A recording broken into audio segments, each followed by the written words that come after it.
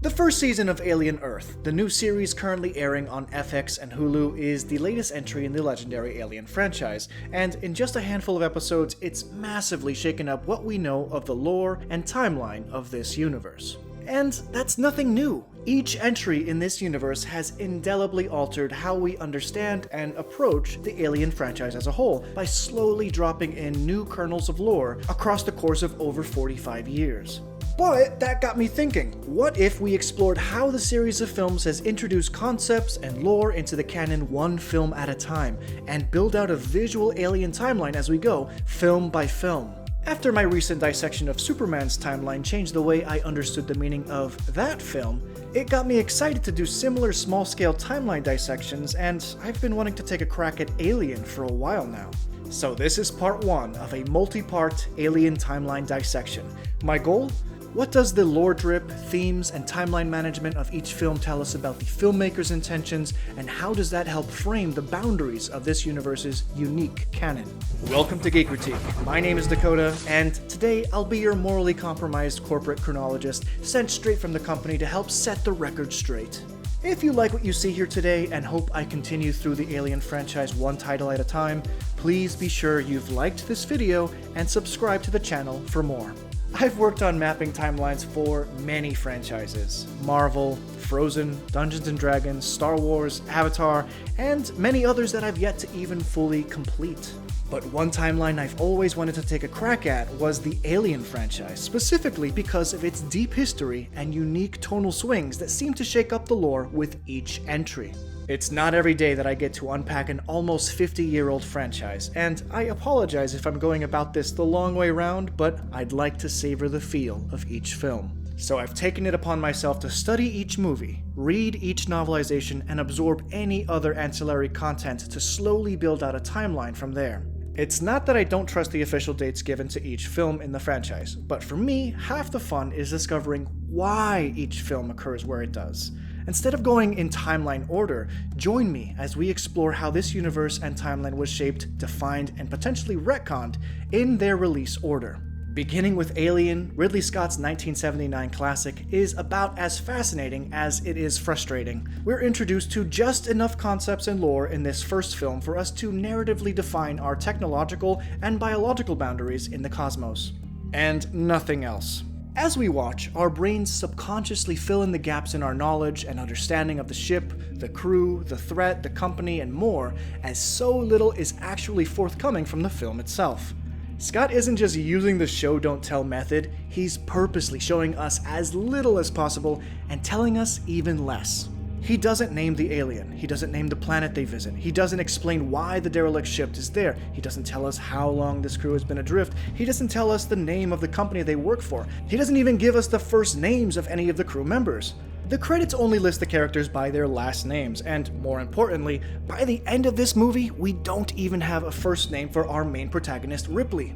This lack of exposition is a tool Scott uses to dredge up existential dread in his viewers, to create a cosmic, Lovecraftian horror, effectively crafting a story where fear of the unknown is perhaps even more dangerous than the monster in the shadows itself. He even limits the alien's screen time to short, terrifying bursts to build on our fear of the unseen. But for our discussion today, the most notable exposition discrepancy in the film is by far the lack of a solid timeline placement. Scott doesn't even tell us what century our explorers inhabit. There is a brief interface screen that reads 2037, but this is a far cry from the confirmed 2122 year date we know this film canonically inhabits, so this screen likely isn't a year date at all, but merely some technical readout. We aren't even told how long the crew were in hypersleep, only that they're about halfway home. Well, some of you may have figured out we're not home yet. We're only halfway there. This is where the novelization, penned by Alan Dean Foster, may come in handy. Based on early drafts of the film's script, it does provide some answers that the film omits. Describing the crew's waking from hypersleep, it reads that the clothes were rumpled and worn after years of storage, so were the bodies they encased. It also claims that their waking was the first sound spoken on the bridge in many years. But how trustworthy is the novelization to our understanding of canon? After all, Lambert claims their current location after being woken up from hypersleep to Earth is 10 months. And if that's truly halfway to Earth from their origin on Thetis, the novelization's use of many years in hypersleep doesn't really add up. It's worth noting that what appears in the theatrical cut of Alien is what takes precedence within canon for this film. If the director's cut of Alien, or this film's novelization, add anything to the picture, it can't immediately be assumed canon at face value.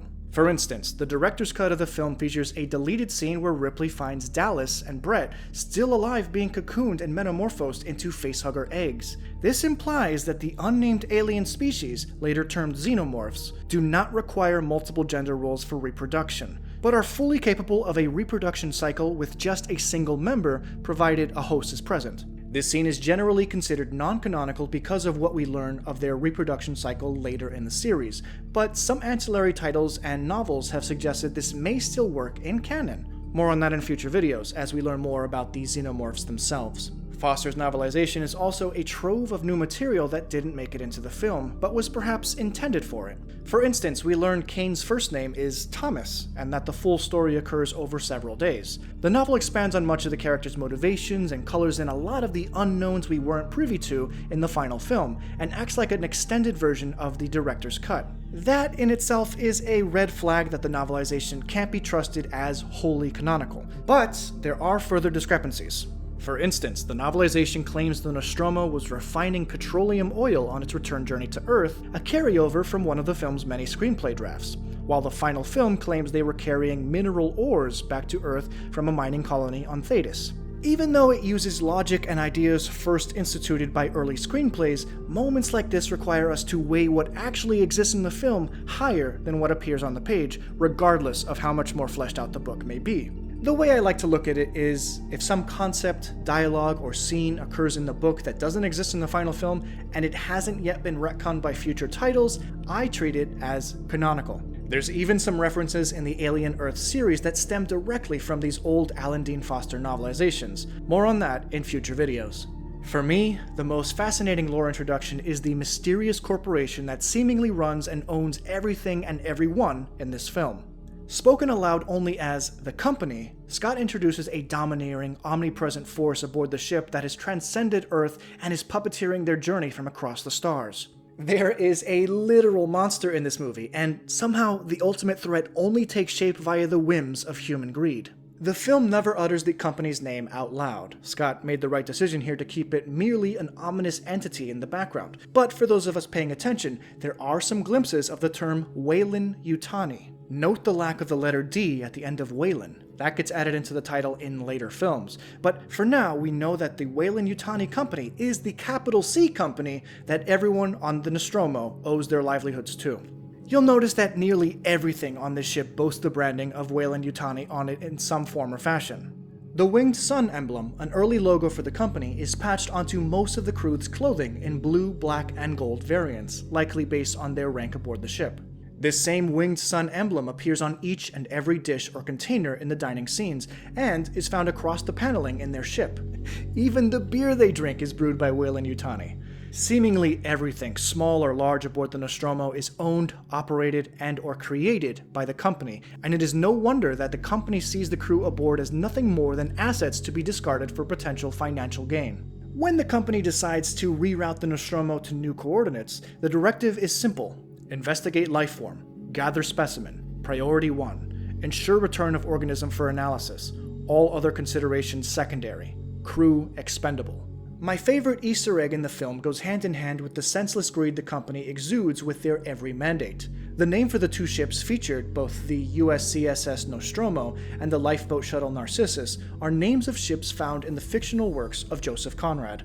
The first, Nostromo, is named after Conrad's book by the same name, Nostromo, and features themes of capitalism, colonialism, and the expendability of the working class. The book revolves around human greed and how everyone is warped by its gravitational pull. We even see it play out among the crew to some extent as Brett and Parker push for bonuses and larger shares, but the novelization goes a step further and allows the greed to take over most of the characters in some form, often in subtle, unspoken ways. The name Narcissus comes from another Conrad book, the title of which I won't be saying aloud, but the novel deals in themes of confronting mortality, isolation, and how bonds are broken with the crew at sea. As such, we see Ripley take the shuttle Narcissus alone after the rest of her crew is killed or torn apart, literally. Mother's interrupted the course of our journey. I'm fascinated with the early, almost half-baked theme of motherhood that this franchise elicits, and I'm not entirely sure it was even purposeful in this first entry. Of course, we know the reproductive cycle for the alien in this film goes from egg to facehugger to host to chestburster to final xenomorph, but the host phase is oddly gestational, a grotesque twist on the concept of pregnancy. They never use the word impregnate or anything like that. The novelization opts for terms like implantation, but the idea of using another host as a reproductive vessel for life is a gross parody of pregnancy. The fact that the onboard mainframe for the Nostromo is called MU/TH/UR, or colloquially Mother, seems like an attempt from the company to make themselves and their mandates subconsciously warm and nurturing for their crew. But really, Mother is hollow, lifeless, and cold, with no regard for any of their lives, and only wishes to mother the alien they've accidentally incubated and birthed aboard the ship. I wonder if this theme of motherhood will continue in future films. I guess you'll just have to watch the next couple entries in this series to find out. While neither the film nor the novelization give us a year or a decade or even a century to pinpoint this story to, we do get a potential date in which the crew awake from hypersleep. Mother wakes them up, supposedly, on June 3rd, according to the actual time seen on this screen. At the time of filming, this was surely nothing more than flavor text featured on the ship's monitors for the sake of appearing futuristic, but it has been accepted into fandom as the day in which the film occurs, or at least began. Nowadays, we know this film occurs in the year 2122, but why exactly that year was chosen, I'll have to wait for our next video to really expand upon. But for now, I'll just say that the first time this film is ever mentioned to have occurred in 2122 was almost 16 years later, when the Aliens Colonial Marines Technical Guide came out in 1995, an in-universe guidebook for the Colonial Marines. It is the first source to ever date the film to 6/3/2122, incorporating the screen in the first film with timeline logic found in the second. But on 6/3/2122, Mother pulls them out of hypersleep to check on an SOS signal emanating from a derelict alien spacecraft.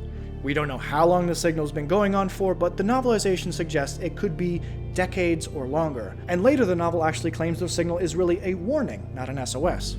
The pilot of the alien vessel with the exploded chest, a scene surprisingly absent from the novelization, gives us some clues as to how long this ship has been stuck on this desolate world. Alien life form. Looks like it's been dead a long time. Fossilized. While the film doesn't give us a name for this alien planet, we do learn that it's near a real-world star system.